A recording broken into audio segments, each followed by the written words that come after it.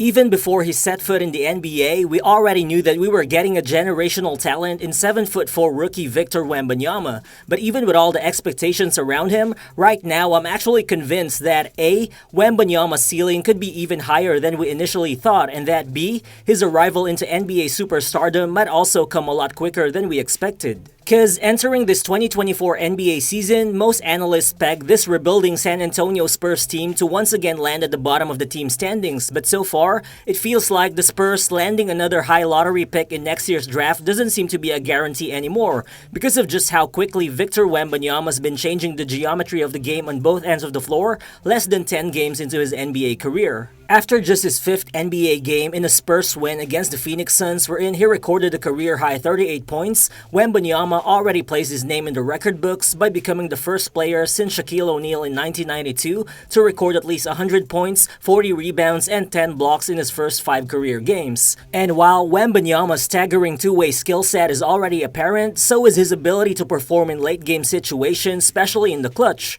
By NBA definitions, clutch time pertains to the final 5 minutes of a game when the score is within 5 points or less. And as of the making of this video, it's quite mind-blowing that Wembanyama already ranks 5th in total points scored in the clutch this season, only behind Steph Curry, LeBron James, Luka Doncic, and Damian Lillard. And if that's not enough, Wemby also currently ranks 4th in total clutch rebounds while also being tied with Brook Lopez, Draymond Green, and Miles Turner for the most clutch blocks this season. Well, a lot of people were actually worried about Wembanyama possibly being overhyped entering the NBA, but right now, with how good his game has already looked, maybe we didn't even actually hype him up enough.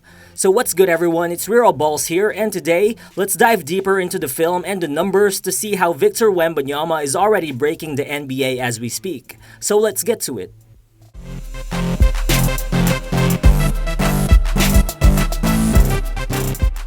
First, it's definitely on the defensive end wherein Wembanyama's impact immediately pops out on the court. Currently, the San Antonio Spurs have the 2nd worst defense in the entire NBA, but diving deeper, you'll see that when Wembanyama is on the floor, the Spurs register a 103.6 defensive rating, which would actually make them the 2nd best defense in the entire league. But when Wemby is on the bench, their defensive rating drops down to 130.6, which would make them the worst defense in the entire NBA. And this is obviously a direct result of how Wembanyama's insane 7'4" frame and 8-foot wingspan just allows him to block or alter any shot attempt within his reach. And while Wemby still isn't strong enough to constantly guard bigger bodies in the paint, the Spurs obviously know this, which is why they have Zach Collins playing center, and which is why instead of asking Wembanyama to be the team's primary paint enforcer, they're actually deploying him mostly as a help side defender with the task of roaming both the paint and the perimeter.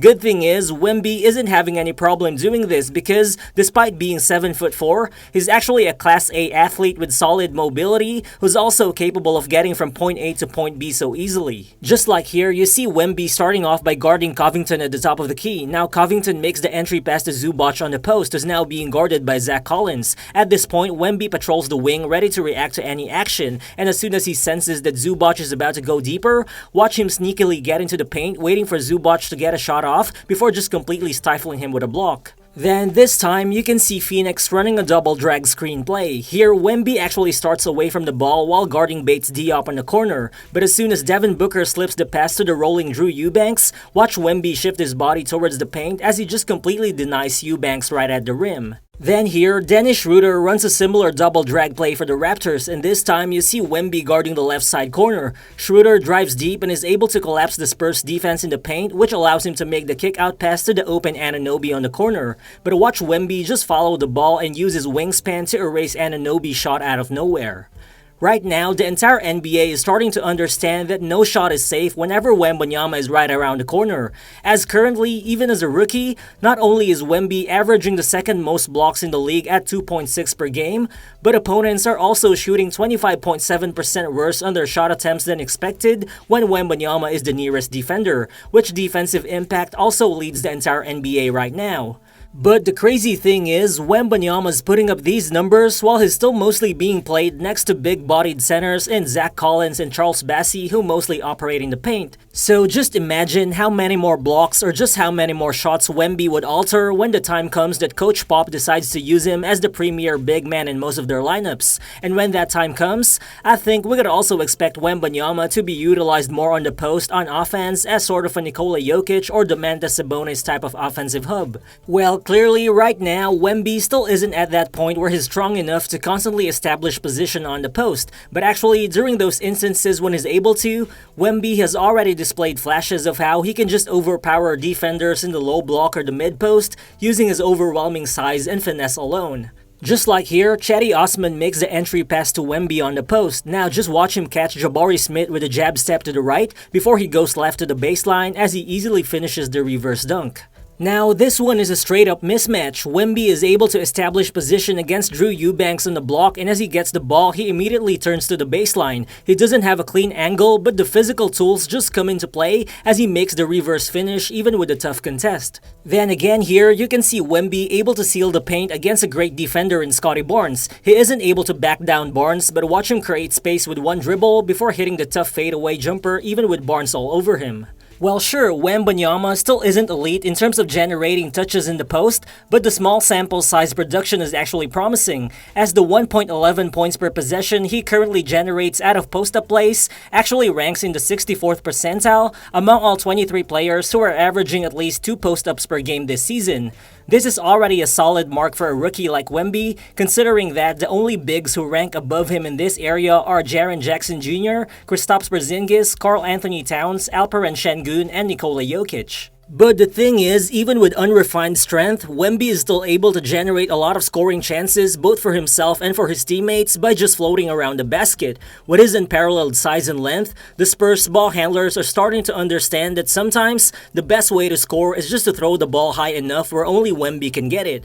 Here, you can see Wembanyama in the paint battling for position with Devin Booker. As Sochan swings the ball to Tre Jones, Booker makes the mistake of giving Wembanyama space. Upon seeing this, Tre Jones makes a really high pass, but Wemby still tips the ball and gets the easy bucket. Then here in semi-transition, you can see Devin Vassell dishing out a deep lob to Wemby who's on the paint. Wemby doesn't have a good position to catch, but watch the presence of mind as he taps the ball to the trailing Jeremy Sochan, who then makes the easy bucket. Then here, the play starts with Keldon Johnson reading the floor, but on the weak side, you can see Tre Jones setting a pin-down screen to be able to free Wembanyama from his man, and as Wemby gets close to the rim, Johnson just throws a really high lob pass, and though the Raptors does a great job of trapping Wemby, he's still able to make the touch pass to the open Charles Bassey for the easy paint finish. But the good thing is, Wemby actually doesn't have to live and die with those paint touches right now because he also thrives operating from the perimeter as a legitimate 7'4" stretch big man. Well, sure, more than 80% of his shots from the perimeter so far have actually come off the catch, but Wemby has also already displayed some flashes of self-creation in space against some really solid defenders. Here, just watch how Wemby torches Drew Eubanks in isolation. He loses Eubanks with a quick jab step before he goes for the hard dribble to the left, which sets him up square and wide open to hit the three-point shot.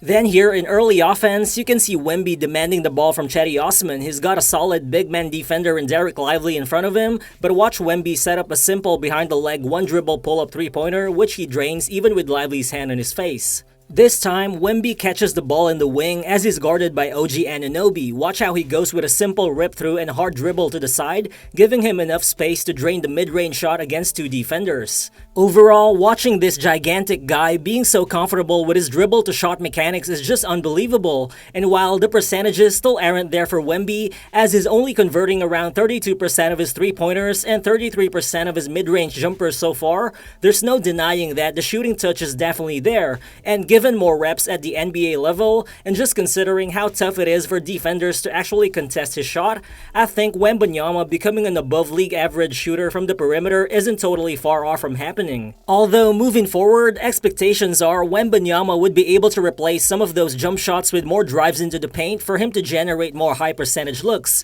The thing is, right now, even though Wemby still doesn't have the cleanest handle, he's already shown the ability to get to the rim off the dribble. But the problem is, defenders often choose to clog the paint against the Spurs because aside from Devin Vassell, they don't really have other knockdown shooters in their starting lineup, and this sort of limits Wembanyama's runway in terms of getting into the paint all the way from the perimeter. Still, the good thing is when he sees an open lane and when he gets an initial advantage, Wemby actually doesn't hesitate to use his speed and long strides to get all the way to the rim.